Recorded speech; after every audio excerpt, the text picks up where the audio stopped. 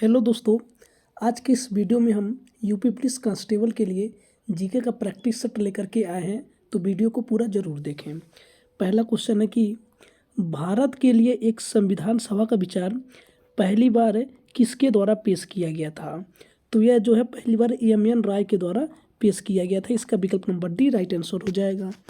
इसमें जो important point ये दिया हुआ है कि एम राय की पुस्तक इंडिया इन ट्रांजिशन है, जो कि 1934 में आई थी, और पहली अप्रत्यक्ष मांग जो है बाल गंगाधर तिलक द्वारा 1895 में दिया गया था, और 1922 में गांधी जी ने यंग इंडिया में दिया था, और पूर्ण स्वराज का प्रस्ताव जो है 1929 में दिया गया था। इसके अलावा अगला क्वेश्चन है कि भारतीय संविधान की 7वीं अनुसूची किससे संबंधित है? तो भारतीय संविधान की 7वीं अनुसूची शक्तियों के विभाजन से संबंधित है, और ये जो शक्तियों का विभाजन जो है सूची 3 प्रकार की होती है। कितने प्रकार की? 3 प्रकार की। पहली संघ सूची। संघ सूची जो है केंद्र सरकार के हाथों में होती है इस पर, और इसमें केंद्र सरकार के हाथों में होती है। और संघ सूची में जो है पहले 97 विषय थे और अब 100 विषय हैं। इसके अलावा राज्य सूची पर जो है राज्य सरकार का अधिकार होता है, और इसमें पहले 66 विषय थे और अब 61 विषय हैं। और तीसरा है समवर्ती सूची। समवर्ती सूची पर केंद्र सरकार और राज्य सरकार दोनों का नियंत्रण होता है, और समवर्ती सूची में पहले जो है 47 विषय थे, अब 52 विषय हैं। इसके अलावा 42वें संविधान संशोधन 1976 के द्वारा राज्य सूची के विषय घटकर समवर्ती सूची में जुड़ गए थे। और अगला क्वेश्चन है कि भारतीय संविधान की प्रस्तावना में निम्नलिखित में से किस महान आदर्श का उल्लेख है? तो उसमें जो विचार, अभिव्यक्ति, विश्वास, आस्था और उपासना की स्वतंत्रता है। इसका विकल्प नंबर बी राइट आंसर हो जाएगा। और इसमें जो इम्पोर्टेंट पॉइंट दिया हुआ है कि प्रस्तावना का विचार जो है यूएसए से लिया गया है, और प्रस्तावना की भाषा ऑस्ट्रेलिया से लिया गया है, और उद्देश्य प्रस्ताव जो है 13 दिसंबर 1946 को पेश किया गया था, और उद्देश्य प्रस्ताव जो है 22 जनवरी 1947 को स्वीकार कर लिया गया था। और अगला क्वेश्चन है कि तमसो मा ज्योतिर्गमय कथन का मूलतः उल्लेख किस में किया गया था? तो यह जो है उपनिषद में इसका उल्लेख किया गया था। और बृहद अरण्यक उपनिषद जो है सबसे बड़ा उपनिषद है, और जवाल उपनिषद में 4 आश्रम होते हैं, जिसमें से पहला ब्रह्मचर्य, दूसरा गृहस्थ, तीसरा वानप्रस्थ, चौथा संन्यास। जो गृहस्थ होता है यह सबसे बड़ा आश्रम है। इसके अलावा अगला क्वेश्चन दिया हुआ है कि निम्नलिखित में से कौन सा स्थल सिंधु घाटी सभ्यता से संबंधित है? तो ये जो मोहनजोदड़ो है यह सिंधु घाटी सभ्यता से संबंधित है। इसका विकल्प नंबर 1 राइट आंसर हो जाएगा। और अजंता जो है महाराष्ट्र में है, और सांची का स्तूप मध्य प्रदेश में है, और भीमबेटका भी मध्य प्रदेश में है। इसके अलावा मोहनजोदड़ो का अर्थ जो है वह मृतकों का टीला होता है, और यह सिंधु नदी के तट पर स्थित है, और हड़प्पा की जुड़वा राजधानी को मोहनजोदड़ो कहा जाता है। और मोहनजोदड़ो की खोज 1922 ईस्वी में राखलदास बनर्जी द्वारा किया गया था। और अगला क्वेश्चन है कि व्यास का प्राचीन नाम क्या है? तो व्यास का प्राचीन नाम विपाशा है, और वितस्तता का प्राचीन नाम झेलम है, और पृथुड़ी का प्राचीन नाम रावी है, और अस्किनी का चिनाव है, और शतुद्री का सतलुज है, गोमल का गोमती है, सदानीरा का गंडक है। इसके अलावा अगर आप यूपी पुलिस की तैयारी कर रहे हैं तो इस वीडियो को लाइक ज़रूर करें और कमेंट में बताएं आपका स्कोर क्या है। अगला है कि निम्नलिखित में से किस व्यक्ति को हिंदू दर्शन की संख्या पद्धति के संस्थापक के रूप में जाना जाता है? तो उसे जो है कपिल ऋषि को जाना जाता है। इसका विकल्प नंबर डी राइट आंसर होगा।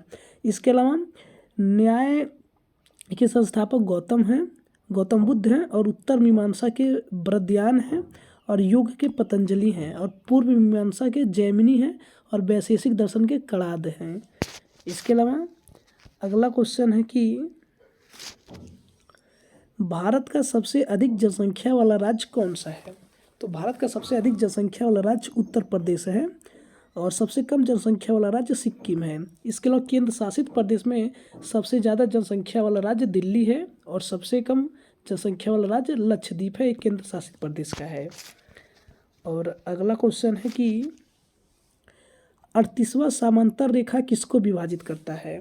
तो 38वां समांतर रेखा जो है यह उत्तर कोरिया और दक्षिण कोरिया को विभाजित करता है। इसका विकल्प नंबर सी राइट आंसर होगा। और 49वीं समांतर रेखा यूएसए और कनाडा को विभाजित करता है, और मैजीनाट जो है फ्रांस और जर्मनी को विभाजित करता है, और हिंडनबर्ग जर्मनी और पोलैंड को विभाजित करता है।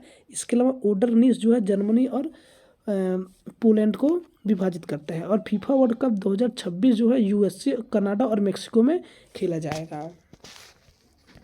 और अगला क्वेश्चन है कि ब्रह्मपुत्र की एक प्रमुख सहायक नदी दिबांग नदी किस राज्य से होकर के बहती है?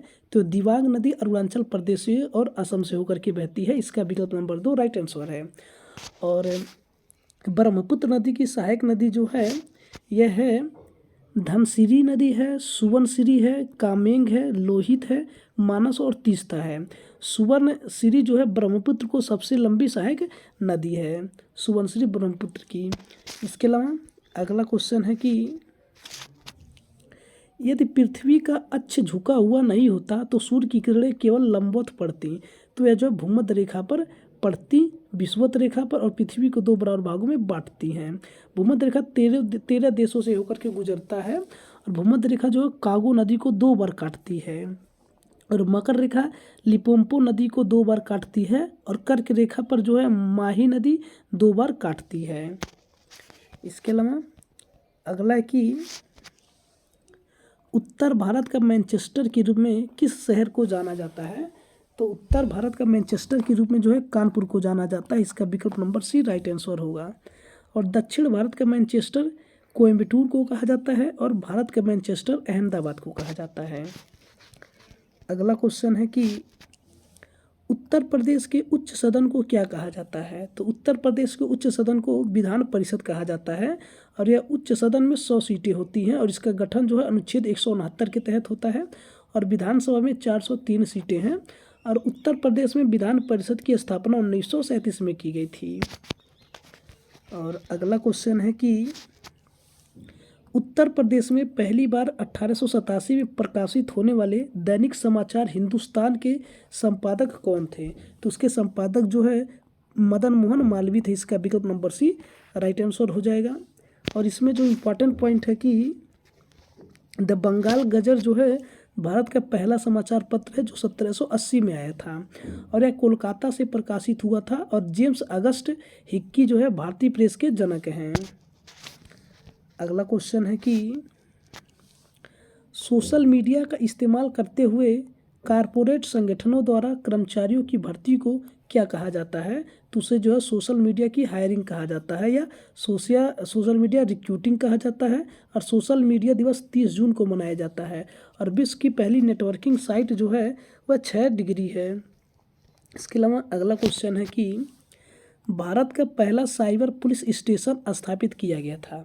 तो भारत का पहला साइबर पुलिस स्टेशन जो है बेंगलुरु में स्थापित किया गया था। इसका विकल्प नंबर सी राइट आंसर है, जिसकी स्थापना 2001 में हुई थी। और यूपी का पहला साइबर थाना लखनऊ में है, और इंफॉर्मेशन टेक्नोलॉजी एक्ट 2000 के अनुसार। और राष्ट्रीय साइबर सुरक्षा नीति 2013 में लागू हुआ था। अगला है कि मानव अधिकारों का कौन सा अनुच्छेद कानून के समक्ष समानता की अवधारणा को प्रस्तुत करता है? तो यह जो है अनुच्छेद 7 है। और अनुच्छेद 1 जो है स्वतंत्रता और समानता को संबंधित है, और अनुच्छेद 12 जो है निजमता का अधिकार से संबंधित है, और अनुच्छेद 16 जो विवाह के अधिकार से संबंधित है। इसके अलावा अगला क्वेश्चन है कि भारत में आंतरिक सुरक्षा के अस्थिरीकरण को रोकने के लिए निम्न में से किसे अधिनियमित किया गया है? तो यह जो गैर कानूनी गतिविधियों अधिनियम 1967 को किया गया है। इसका विकल्प नंबर सी राइट आंसर होगा। इसके अलावा राष्ट्रीय सुरक्षा कानून जो है 1980 में आया था, और टाडा जो है 1985 में आया था, और पोटा 2002 में आया था। अगला क्वेश्चन है कि डट की स्थापना भारत की आतंकवाद रोधी क्षमताओं का समर्थन करने के लिए की गई थी। तो यह जो राष्ट्रीय खुफिया ग्रिड की स्थापना की गई थी। इसका विकल्प नंबर सी राइट आंसर है, और इसकी स्थापना 2008 के मुंबई हमले के बाद हुआ था। अगला है कि भारत में अप्रतिबंधित मार्गों के तहत खुदरा क्षेत्र में एफडीआई की ऊपरी सीमा क्या है? तो उसकी ऊपरी सीमा 100% है। इसका विकल्प नंबर 1 राइट आंसर होगा। अगला है कि ट्रेडमार्क कॉपीराइट और पेमेंट है, यह एक अमूर्त संपत्ति है, इसका विकल्प नंबर 1 राइट आंसर होगा। अगला है कि सरकार ने किसान क्रेडिट कार्ड योजना कब पेश की थी, तो यह 1998 में पेश की थी और आरपी गुप्ता समिति के तहत, और इसका क्रियान्वयन जो है नाबार्ड के द्वारा किया जाता है। और प्रधानमंत्री कृषि सिंचाई योजना 2015 में आया था और प्रधानमंत्री फसल बीमा योजना 2016 में आया था और प्रधानमंत्री किसान सम्मान निधि 2019 में लागू हुआ था और कृषि और किसान कल्याण मंत्रालय भी 2019 में आया था। अगला है कि गुजरात में अंतर्राष्ट्रीय पतंग महोत्सव किस दिन मनाया जाता है, तो यह 14 जनवरी को मनाया जाता है। और थल सेना दिवस जो है 15 जनवरी को मनाया जाता है और पराक्रम दिवस 23 जनवरी को मनाया जाता है। राष्ट्रीय बालिका दिवस 24 जनवरी को मनाया जाता है और अंतर्राष्ट्रीय शिक्षा दिवस 24 जनवरी को मनाया जाता है। और लुई ब्रेल दिवस 4 जनवरी को मनाया जाता है और राष्ट्रीय मतदाता दिवस 25 जनवरी को मनाया जाता है और शहीद दिवस 30 जनवरी को मनाया जाता है। अगला है कि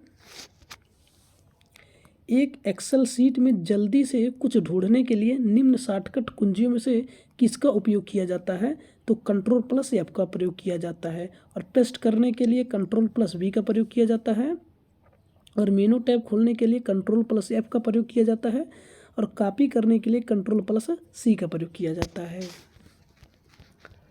अगला क्वेश्चन है कि हाल ही में सूक्ष्म सिंचाई कोष डाटा के तहत स्थापित किया गया था, तो यह जो है राष्ट्रीय कृषि और ग्रामीण विकास बैंक के तहत किया गया था और राष्ट्रीय कृषि और ग्रामीण विकास बैंक की स्थापना जो है 12 जुलाई 1982 को हुई थी और इसका मुख्यालय मुंबई में है। अगला है कि अमर्त्य सेन को अर्थशास्त्र का नोबेल पुरस्कार किस वर्ष मिला था, तो यह जो 1998 में मिला था और 1913 जो है पहला आर्यन टारगी था और 1999 में भारत रत्न मिला था। और अर्थशास्त्र में नोबेल पाने में भारतीय पहले एशियाई वैज्ञानिक सीवी रमन है जो कि 1923 में मिला था भौतिकी के क्षेत्र में। इसके अलावा अगला क्वेश्चन है कि क्यात निम्नलिखित में से किस देश की आधिकारिक मुद्रा है, तो क्यात जो है म्यांमार की आधिकारिक मुद्रा है, रुपया जो है श्रीलंका का आधिकारिक मुद्रा है, लीरा तुर्की का है और अफगानिस्तान का मुद्रा है।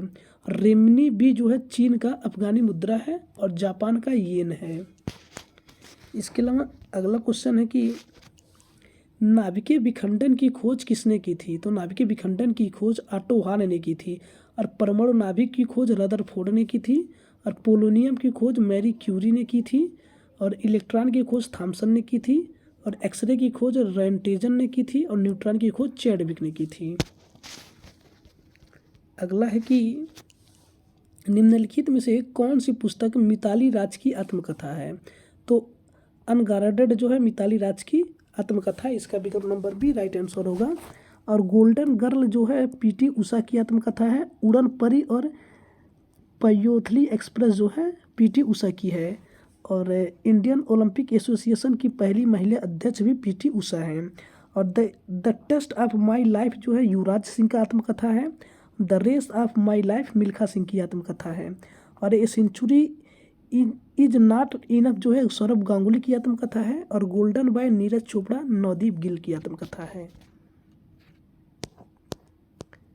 अगला क्वेश्चन है कि अंतर्राष्ट्रीय क्रिकेट में 51 गेंदों में 103 रन बनाने वाली पहली भारतीय महिला कौन थी, तो यह जो हरमनप्रीत कौर थी, इसका विकल्प नंबर बी राइट आंसर है। और T20 क्रिकेट में शतक बनाने वाली पहली महिला भी हरमनप्रीत कौर थी, इसका विकल्प राइट आंसर है।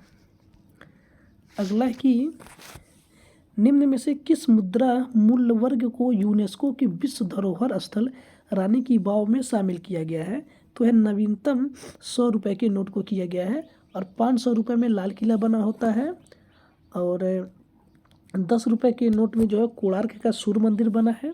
20 रुपये के नोट में एलोरा की गुफाएं बनी हुई हैं। 50 के नोट में हम्पी के स्मारक बने हैं। 100 रुपये के नोट में रानी की वाव बनी है और 200 के नोट में रांची का स्तूप बना है। तो दोस्तों ये था आज का यूपी पुलिस जीके का प्रैक्टिस सेट। अगर आपका स्कोर कितना है कमेंट में ज़रूर बताएं।